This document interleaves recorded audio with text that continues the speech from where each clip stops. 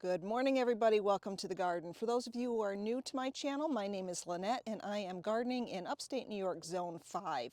It is probably around April 13th right now, and it's still a little early to do things in the garden. We're expecting snow later this week, so today is just a Monday musings, walking around the garden, looking what's working, what's not, and some things that I need to put on the list to get done in the next few weeks. So come along and we'll just ramble and babble about what's happening around here. I'm going to turn you around. All right, here we go. So the snow is gone. We had an awful lot of snow this year. And you can see this is my little holding bed. I just threw potted plants in there. When it had 3 feet of snow on it, it kept them nice and safe. So they're all coming out, leafing out. We put the patio furniture out yesterday. Not much is happening here. The hostas haven't started coming up, but the allium that I planted last year, they are coming up. I want to up my bulb game in the future. I don't do an awful lot of bulbs, especially spring bulbs, because I have a love-hate relationship with them. I love their happy faces in the spring, but I hate the foliage that's left behind.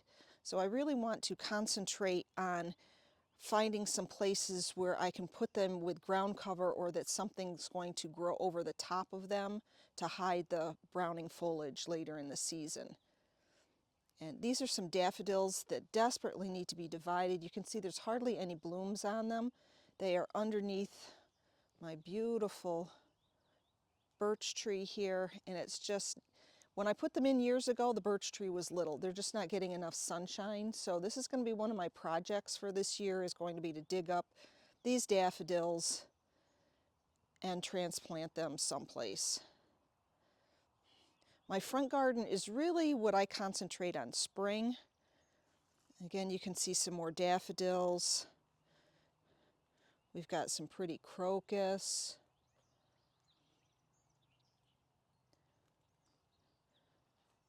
Some tete-a-tete daffodils. They're really tiny and cute. But as I was saying, I really want to up my bulb game. So as I'm wandering around today, I'm really going to be taking a look at places that I can add bulbs. And as I said, as long as I have something that's going to cover them up. So there's a lot of hostas in here, so I think this is going to be a perfect place to really concentrate and put some bulbs in. So believe it or not, here it is, April, and I'm thinking fall bulb planting. So if you're out in your own garden and you see some areas where you want to put some things, make note of it now. The daylilies are coming up beautifully. I cut back the hydrangea the other day. Really got to get out here and clean up some of this stuff. There's lots of garbage that's been blown in from the winter weather. But let's come out here and look at my big daffodil border. This is about 100 feet long by maybe 12 feet wide. And it's full of Ice Follies daffodils. And what we ended up doing is planting orange daylilies among the daffodils, or daffodils among the orange daylilies, whichever way you want to think about it. But we did that for a couple reasons. First of all, I'm hoping the daylilies will hide the daffodil foliage as it starts to turn brown.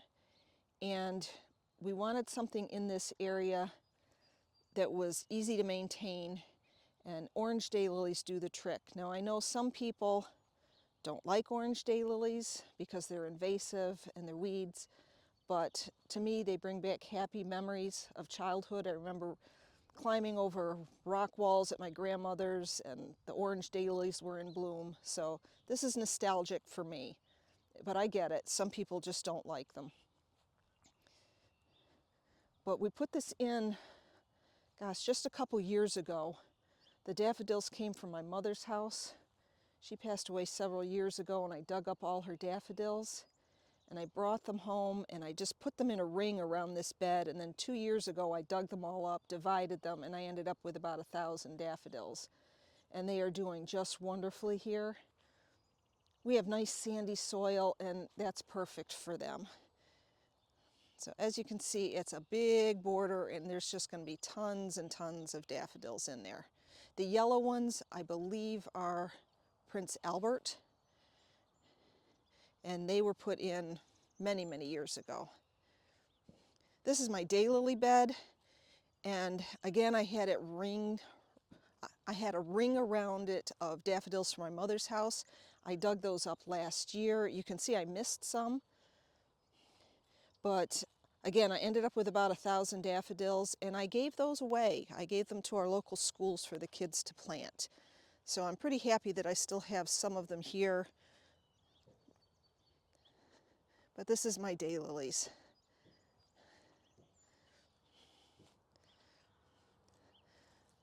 Again,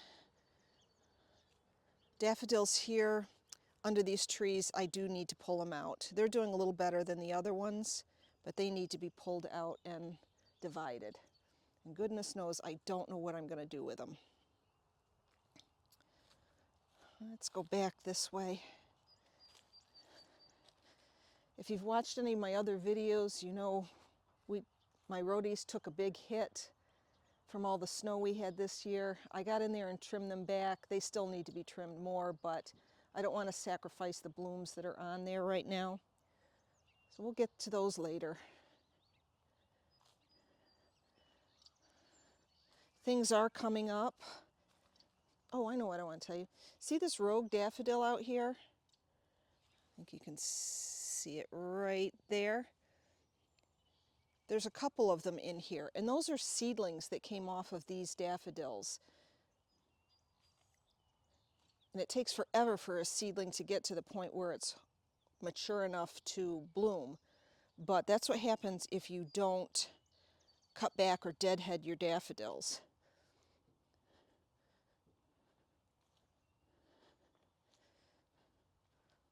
Columbine is coming up. Again, I really got to get in here and get this stuff cleaned up. And again, these are all rogue daffodils coming up. They're all things that have seeded over the years. It's probably taken 15 years for them to get that size. But those all need to be pulled out and divided. That's a project for probably late July, August. I'm also going to be pulling out all these daylilies in this area. They're not getting enough sunshine. They did when the tree was little, but it's time for a change. So I'll be working on that this year. One of my projects. Have some plans. Have some plans. Let's go back this way.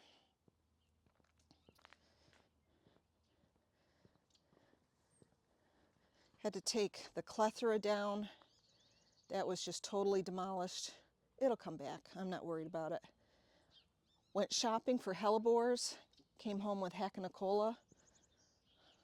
It's not hardy enough to keep it out right now, so I have to bring it in and out every day, but it was beautiful and the price was fantastic. I can divide those plants up and make many more from them.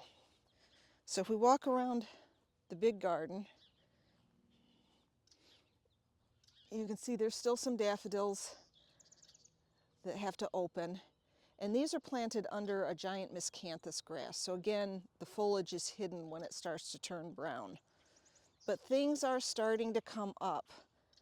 The lady's mantle, you can see the daylilies. I need to get in here and pull back some of the leaves off things, but again, as I mentioned, we're still expecting snow. We've got some pussy willows.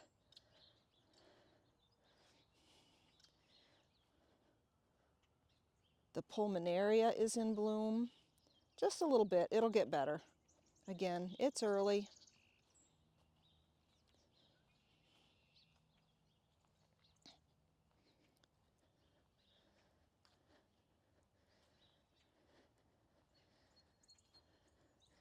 This is another area I'm thinking about putting more bulbs in because I've got lamium as a ground cover, and you can see in this lamium right here that I've got some, oh, what is it called? I can't think of what the lily is. My sister gave it to me. They're not supposed to be hardy here, and they come up, but they've never flowered. And if I think of the name, I'll put it on the screen for you. But again, I put that there hoping that when the foliage dies back, that the, oh, is it a spider lily? It's a spider lily, I think is what they're called. But anyways, I was hoping that when they died down and the foliage started looking ugly, that the lamium would hide it. I've got all my hydrangeas. That's my project for today. I need to cut those back, dig a lot of them out, and get rid of them. That's Annabelle. I love her, but she's a thug. We also have some hellebores in bloom. I wanted to get more hellebores. Every place I've gone to, they've looked either terrible or they're sold out. So again, I missed out on hellebores. One of the projects I'm hoping to do this fall is I really want to do a bulb lawn, and I'm thinking this area right in here underneath the catalpa will be perfect. The grass doesn't grow really well in here, so it's not like we have to worry about cutting them down, because, you know, they need to have that green to keep photosynthesizes and get the bulb charged up for next year. So if you go in and you cut down all the green growth after they stop flowering, they're not going to have enough energy to come back the following year. So because this is so mossy, we don't even get in here half the time and mow. So I'm thinking that might be just the perfect place to put bulbs. And you can see I put some in here just to see if they would work over winter, and they came up. But I need to add thousands more. You know, putting 50 in here didn't even make a dent. So maybe next year or this fall, that will be one of my big projects. You can see underneath my catalpa, that's a mess that needs to be cleaned up. When I empty my baskets or my my big pots with annuals, I just throw them all in here, and then I move the soil in the spring. So that's going to be another thing on the agenda.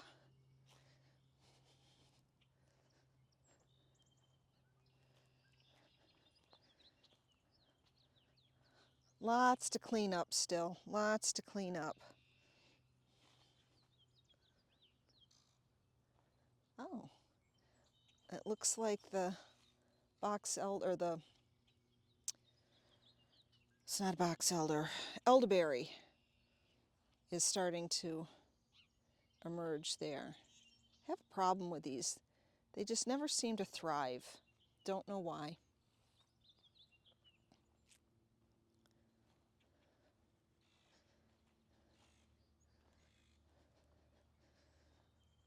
Lots of things to cut back.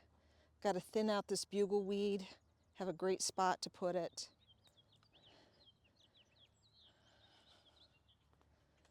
Got to get in here and clip down suckers. So much to do, so much to do.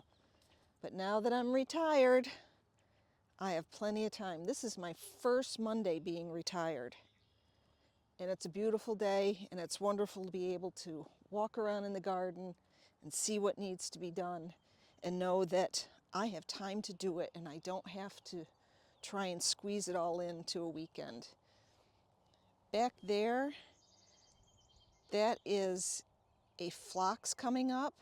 Wonderful dark foliage on it. I don't know what variety of phlox it was.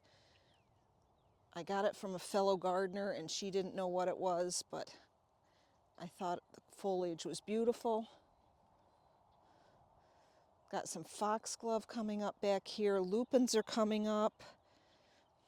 My nasty weed that I'm dealing with right now that we're going to have to get out and tackle is purple lamium. It just comes up all over. It grows in our yards, so I need to come out and just start pulling that up. You can see some of my Scotch thistle has reseeded. Need to dig those and move those to an appropriate spot.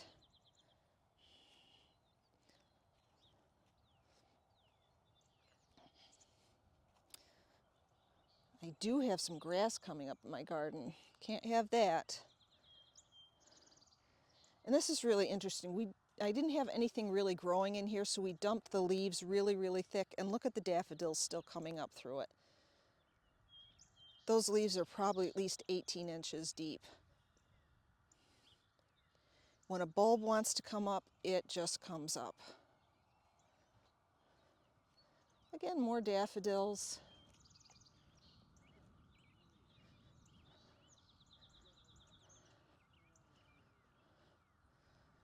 Things to cut back on the delphinium.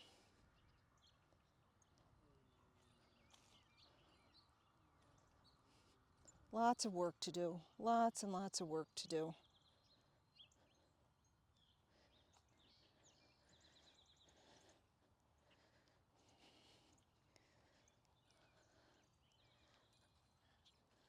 Got to rake out the pathways. These are some tete-a-tete daffodils in here.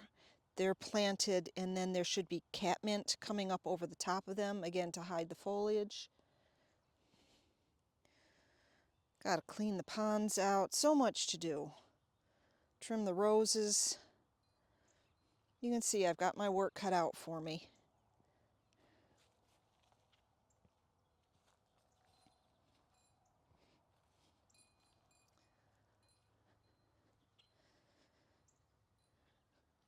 Oh, this is Dicentra, the white bleeding hearts from Proven Winners. That's nice to see that's coming back. I do need to get out here and divide daylilies. But overall, things are coming up very nicely. Oh, and in here, it's pretty much past peak, but I did put some crocus in among the bugleweed, and I think that's kind of a nice look because the crocus will die down, the bugleweed will hide the foliage. So I might copy that and do that other places as well.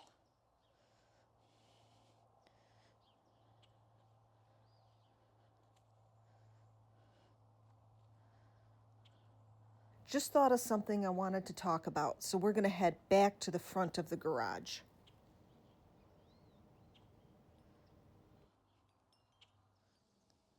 In the 16 years that we've lived here, I have never planted a single tulip on this property. That's because tulips are so ravaged by deer and squirrels and rabbits and chipmunks and underground living creatures that I just didn't want to waste the time putting them in. But this past year I did invest in some, and I planted them in pots, and I want to share with you what I did. These are the pots that I'm using for the spring. Let me know if you think I should spray paint the bottom part black. I'm thinking I should. But oh, Jada just realized that I'm here. A little late on the draw there, Jada. All right, so here are our pots. And you can see there's some tulips coming up. I put in some pretty blue pansies, and then I just went down into the swamp and picked up some yellow twig dogwood and put them in there. So that's my little spring display that's going right now. Again, I'm just experimenting with tulips. Have never put them in before, but we'll see what they do.